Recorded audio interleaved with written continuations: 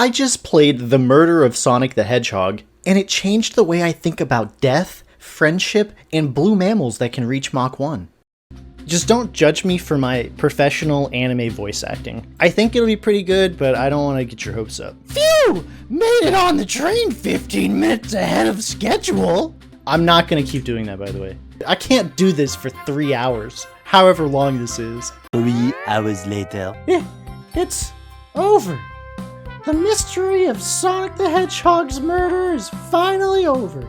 The Murder of Sonic the Hedgehog isn't just a game, it's a statement. It's a meditation on speed, stillness, and the quiet spaces between chili dogs. A story that asks not who killed Sonic, but what inside of all of us allowed it to happen. The opening scene hits you like a freight train of emotion. You're introduced to your own original character, a humble railway employee whose only crime is caring too much. And when Sonic's body hits the floor, so does your innocence. The writing wastes no time, every line drips with subtext. Amy isn't just throwing a birthday party, she's constructing a social experiment about grief. Tails isn't a sidekick, he's the Watson to a generation that grew up thinking empathy was optional. And Knuckles is playing cards with the ghost of his own restraint. You move from cabin to cabin collecting clues, each one heavier than the last. A broken arcade machine, a misplaced book, a priceless artifact, shimmering like hope in a world that's forgotten how to spin dash forward. Even the minigame, the little Sonic runner where you gather rings to think, it's a metaphor. Because that's what thinking is in 2025, running in circles at full speed hoping you don't hit a spike. The pacing is immaculate. Every testimony tightens the noose of narrative tension. Shadow broods, Rouge flirts, Espio delivers haikus that could disarm a god. And through it all, the question lingers. What does justice look like in a world where everyone runs too fast to feel it? By the time the first act ends, I wasn't investigating a murder anymore. I was investigating myself. Because if Sonic the Hedgehog can die, then maybe none of us are immortal either. Every great mystery ends the same way, not with an answer, but with a mirror. And when I reached the final car, that mirror stared back at me wearing red sneakers. The clues were all there, the scattered rings, the birthday banner, the faint scent of chili dog regret. It wasn't a whodunnit, it was a why did we? Because Sonic never really died, did he? He was performing death. A test for his friends, a metaphor for every time we burn out chasing speed and calling it productivity. When he opened his eyes, I didn't cheer. I exhaled. Because for the first time, the fastest thing alive finally stopped running, and in that stillness, I found peace. Amy's tears were catharsis for an entire generation raised on motion blur. Tails smiled because logic had survived emotion. Shadow brooded because, well, of course he did. And I just sat there, realizing that maybe the murder of Sonic, like all true art, was never meant to entertain. It was meant to heal. In that moment, this was far more than a game. I was bearing witness to a resurrection, not of a hedgehog, but of hope.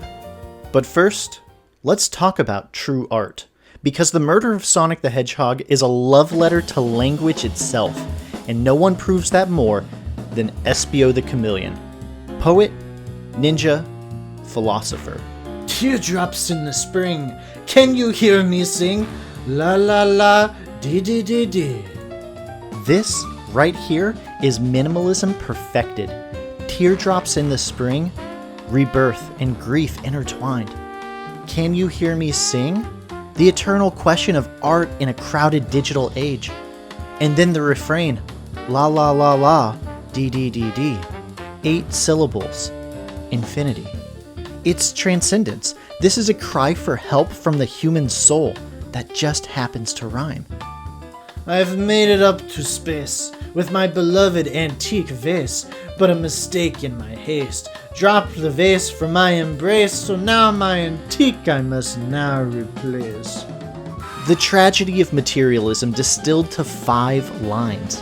We spend our lives chasing elevation, made it up to space only to drop what truly mattered. It's Ozymandias, but with a poetry budget. And that closing rhyme? It lands like guilt. My starved stomach babbled, though I ignored the grumbling tummy, for the eggs I received are scrambled when I asked for my eggs of Sunny. A commentary on late capitalist despair disguised as brunch. He's not just hungry, he's disappointed by the system that promised choice. SBO isn't writing about eggs, he's writing about expectations. And honestly, same. A murderer is on the loose, while doors keep getting cracked. Tick, tick, tock goes the clock, while our heroes are in the caboose. This is where form meets fate. He collapses the mystery into pure rhythm. Tick, tick, tock, the heartbeat of morality. Caboose isn't just a location, it's destiny. We're all at the end of someone else's train. SBO the Chameleon didn't just solve a case, he solved poetry. And that is the murder of Sonic the Hedgehog, a game so profound, so deeply human that I'll never look at a chili dog the same way again. Okay, yeah, sure. It's not that deep. It's not Journey, it's not Undertale, it's not Slay the Princess. It's a free Sonic meme game made for April Fool's Day, and it's wonderful. Because sometimes it's just nice to have a good time. No metaphors, no meaning, just a bunch of colorful characters solving a fake murder on a train. And for me, that was perfect.